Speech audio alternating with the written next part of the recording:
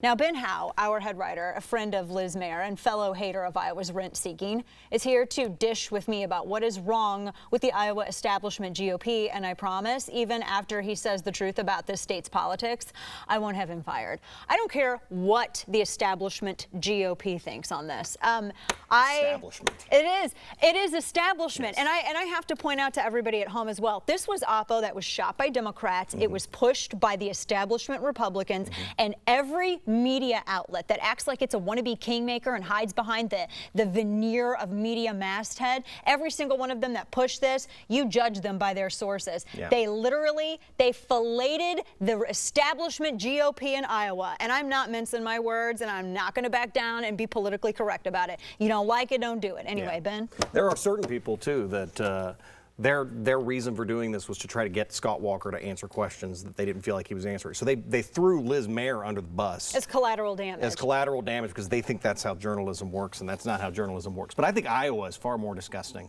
And Right. I want to set this up, say to people, too, and you and I talked about this. They're trying to cast this as inside baseball. It is not. This is the battle for the heart and soul of the Republican Party. And you just had a contender cave to special interests within the GOP. Yes. A top contender. Actually, almost all of them have caved to special interests on this. It was just last month when they all went up there and were answering questions about ethanol mandates, and Ted Cruz was the only one who said, I really think these are bad and we shouldn't keep them. Everybody else gave lip service to the ethanol industry. Everyone else gave lip service to the RFS mandate. That's right, except for Cruz. Rick Perry, who I think would more than likely, in my opinion, ideologically be against RFS mandates. He sort of straddled the fence on it. Yes, he did. But everybody else, I think, pretty much said, yeah, that's fine. And look, the RFS mandate came in under a Republican president. Right. This whole thing. And that's the renewable fuel standard. Standards. That's right. And this is basically the renewable fuel standard. It's a way to make it so the ethanol industry gets money without it being direct federal subsidies, without money going directly from the federal government to the Well, that's and you've covered this for a really long time. Yeah.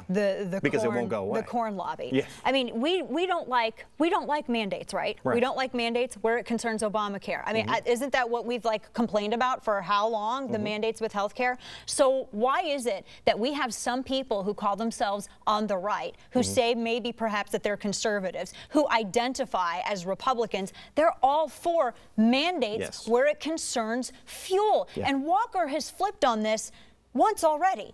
We have a mandate where they have people who grow corn. 8.5% of farmland is growing corn for ethanol that you have people mandated to purchase, and they blend it with fuel. Ben, I don't get the disconnect here. There's 73,000 people that work for the ethanol industry as a result of the ethanol mandates.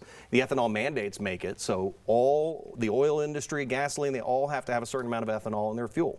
And whether or not that junk up for engine it's supposedly failure to and create things like a biofuel industry is how it was supposed to work. The market worked so well that they've continued to have to create mandates in order for anybody to use them. Right. And because isn't that what happens when something's so successful? You have to mandate that more people use it. Yeah. Because that's nobody usually is. how the free market works. Right. So it's total conservatism. Well, look, the market forces spoke, and I guess the 73,000 people that work for the industry didn't like the answer.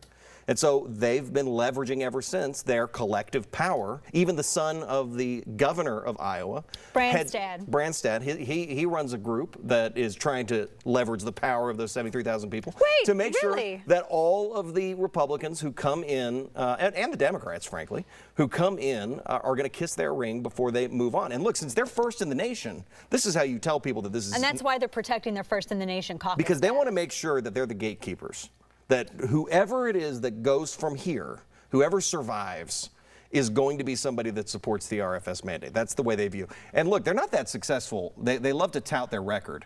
They're not that successful. I don't think that we had a President Huckabee. And yet I mean, what is it? It was like one time or two times in the last 30 years. Well, half the time they can't even get the nominee.